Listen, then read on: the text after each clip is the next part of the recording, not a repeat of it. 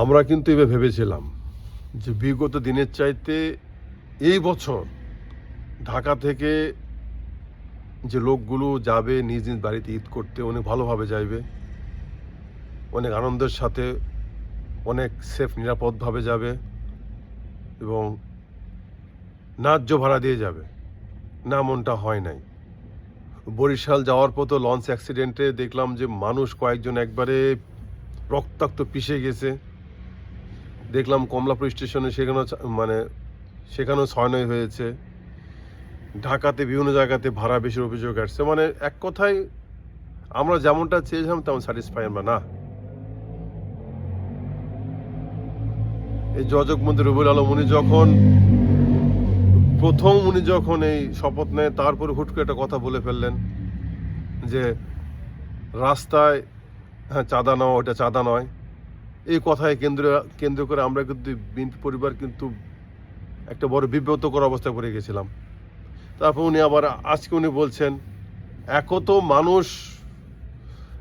তো মানুষ যাচ্ছে অনেক কষ্ট করে, সে একই অবস্থা, নাজেহাল অবস্থা, তার মধ্যে উনি বলতেছে মানুষ ইচ্ছা করে ভাড়া বেশি দিচ্ছে। মানুষের অভ্যাস এটা কোনো কথা হইলো? যদি কেউ কোটিপতি হোক, সেও তো ইচ্ছা করে টাকা বেশি দিবে না ভাই। ইচ্ছা করে টাকা আমরা দিব ফকিরকে দিব, তো বাস ড্রাইভারকে বেশি টাকা দিব না, আমরা বাস মালিককে দিব না। আমরা আরেক জায়গায় দেখলাম যে উনি আসতে 2.5 ঘন্টা লেট করেছে, যাত্রী এসে আক্ষেপ প্রকাশ করছে। তারেক রহমান উনি একজন প্রধানমন্ত্রী, ঢাকার যানজট যেন কম হয়, মানুষের যেন সেভ হয় সময়, উনি নিজেও ওনার 4 ভাগের 1 ভাগ প্রোটোকল নিচ্ছেন। তো এগুলো তো ওনাকে বুঝতে হবে। তারেক রহমান সর্বোচ্চ চেষ্টা করতেছে যেন প্রত্যেক সেক্টর, প্রত্যেক মন্ত্রণালয় যে কাজ এমনভাবে করবে যেন মানুষ যেন সম্পূর্ণ সেবা 100% সেবা পায়।